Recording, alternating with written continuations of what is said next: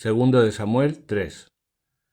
La guerra entre la casa de Saúl y la casa de David fue larga, pero David se iba fortaleciendo, mientras que la casa de Saúl se debilitaba día tras día. A David le nacieron en Hebrón varios hijos, su primogénito Amnón, de Ahinoam, la de Israel, el segundo Quilab de Abigail, la que fue mujer de Nabal el de Carmel, el tercero Absalón, hijo de Maacá, hija de Talmaí, rey de Gesur, el cuarto Adonías, hijo de Hagit, el quinto Sefatías, hijo de Abital, y el sexto Yitream, de Eglá, mujer de David. Estos son los hijos que tuvo David en Hebrón. Mientras se prolongaba la guerra entre la casa de Saúl y la casa de David, Abner, hijo de Ner, se fue afianzando al frente de la casa de Saúl. Saúl había tenido una concubina llamada Rispa, hija de Ayá. Entonces Isbaal dijo a Abner: ¿Por qué te has llegado a la concubina de mi padre? A Abner le molestaron mucho las palabras de Isbaal y le dijo: ¿Acaso soy yo una cabeza de perro? Hasta ahora me he mostrado leal con la casa de Saúl, tu padre, con sus hermanos y con sus vecinos, y no he dejado que cayeras en manos de David, y ahora me recriminas una falta con una mujer. Que el Señor le haga esto y aquello, le añada a Abner, si no ayudo a que se cumpla lo que el Señor ha jurado a David, que arrebataría el reino a la casa de Saúl y establecería el trono de David sobre Israel y sobre Judá desde Dan hasta Berseba. Pero Isbaal no pudo responderle una palabra a Abner, pues le tenía miedo. Entonces Abner envió mensajeros a David para que le dijeran en su nombre: ¿De quién va a ser el país? Si haces un pacto conmigo, me pondré de tu parte para hacer volver a ti todo Israel. David respondió: Está bien, haré un pacto contigo, pero una cosa te pido: no te presentes ante mí si cuando vengas a verme no traes a Mical, hija de Saúl. Por otra parte, David envió mensajeros a Isbaal, hijo de Saúl, diciendo: Devuélveme a mi mujer Mical, con quien me casé por una dote de 100 prepucios de filisteos. E Isbaal envió a recogerla de casa de su marido, Paltí, hijo de Lais. Su marido la acompañó llorando hasta Bahurim. Allí le dijo a Abner: Anda, vuélvete. Y se volvió. Abner se dirigió a los ancianos de Israel con estas palabras: Hace mucho tiempo que estáis intentando que David reine sobre vosotros. Hacedlo ahora, porque el Señor ha dicho a David: Por medio de David mi siervo salvaré a mi pueblo Israel del poder de los filisteos y de todos sus enemigos. Abner habló también a los de Benjamín.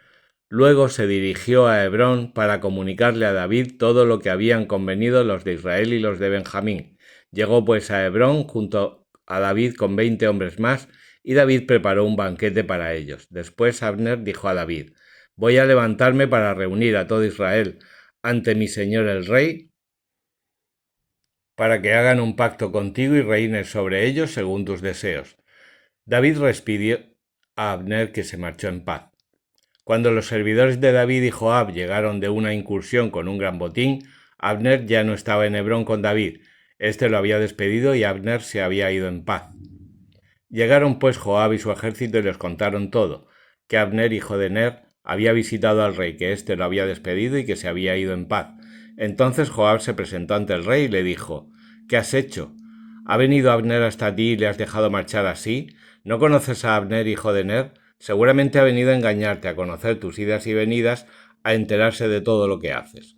Salió Joab de la presencia de David y envió a unos mensajeros en busca de Abner, que consiguieron hacerle volver desde la cisterna de Sirá sin que David se enterara.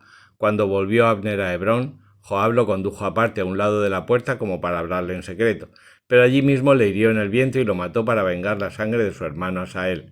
En cuanto David se enteró de todo esto, dijo: Inocente soy yo y mi reino ante el Señor y para siempre de la sangre de Abner, hijo de Ner. Caiga su sangre sobre la cabeza de Joab y sobre la casa de su padre. Que nunca falte en la casa de Joab quien sufra flujo de sangre o lepra, ni quien necesite bastón, ni quien muera a espada, ni quien muera de hambre. Joab y su hermano Abisaí mataron a Abner porque éste había matado a su hermano Asael durante la batalla en Gabaón. David dijo a Joab y a todo el pueblo que le acompañaba: Rasgad vuestras vestiduras, ceñíos de cilicio y haced duelo por Abner. El rey David iba detrás del féretro. Y cuando sepultaron a Abner en Hebrón, David alzó su voz y lloró sobre el sepulcro de Abner. Todo el pueblo lloró con él. El rey entonces entonó esta elegía sobre Abner: ¿Había de ser la muerte de Abner como la muerte de un necio? Tus manos no estaban atadas ni tus pies sujetos con cadenas. Has caído como quien cae ante delincuentes. Y el pueblo entero siguió llorando por él. A continuación todos se acercaron a David rogándole que comiese, pues aún era de día. Pero David juró: que el Señor me haga esto y aquello me añada si antes de ponerse el sol pruebo pan o cualquier otra cosa. Cuando el pueblo se enteró, lo aprobó, pues todo lo que hacía el rey era del agrado del pueblo.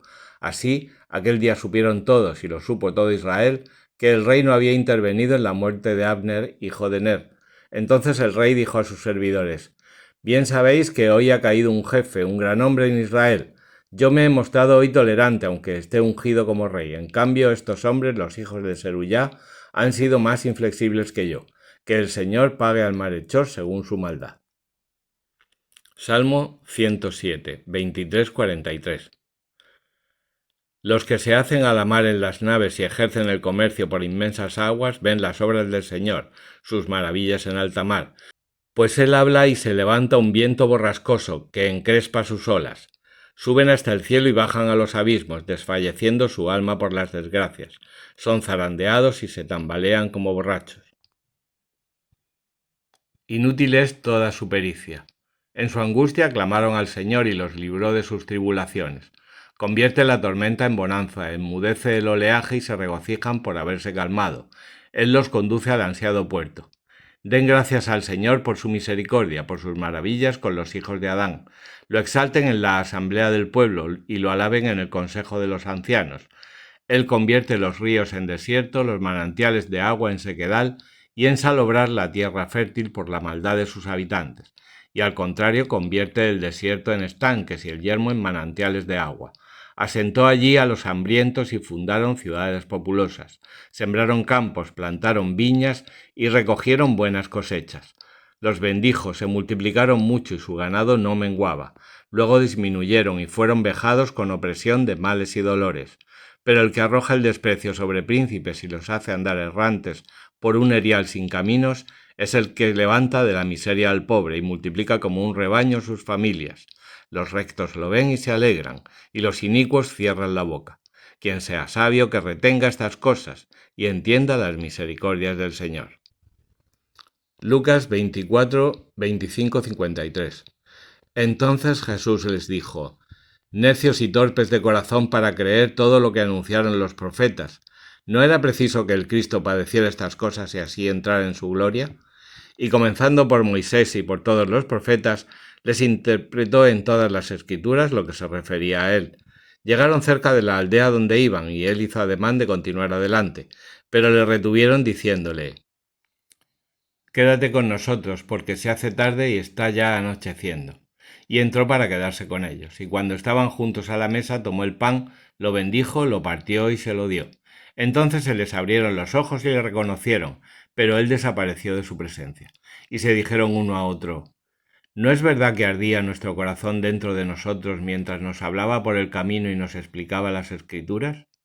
Y al instante se levantaron y regresaron a Jerusalén, y encontraron reunidos a los 11 y a los que estaban con ellos, que decían: el Señor ha resucitado realmente y se ha aparecido a Simón.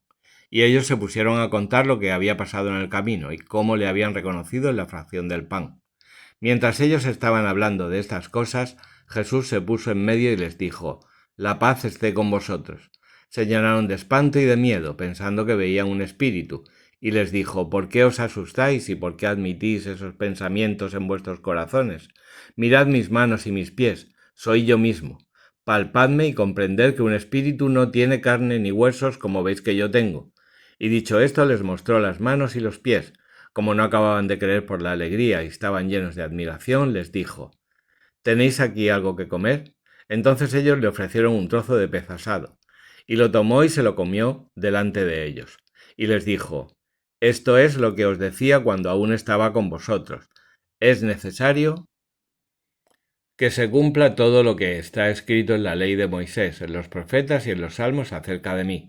Entonces les abrió el entendimiento para que comprendiesen las Escrituras, y les dijo: así está escrito, que el Cristo tiene que padecer y resucitar de entre los muertos al tercer día, y que se predique en su nombre la conversión para perdón de los pecados a todas las gentes, comenzando desde Jerusalén. Vosotros sois testigos de estas cosas. y sabed que yo os envío al que mi Padre ha prometido. Vosotros permaneced en la ciudad hasta que seáis revestidos de la fuerza de lo alto. Los sacó hasta cerca de Betania y levantando sus manos los bendijo. Y mientras los bendecía se alejó de ellos y comenzó a elevarse al cielo. Y ellos le adoraron y regresaron a Jerusalén con gran alegría, y estaban continuamente en el templo bendiciendo a Dios.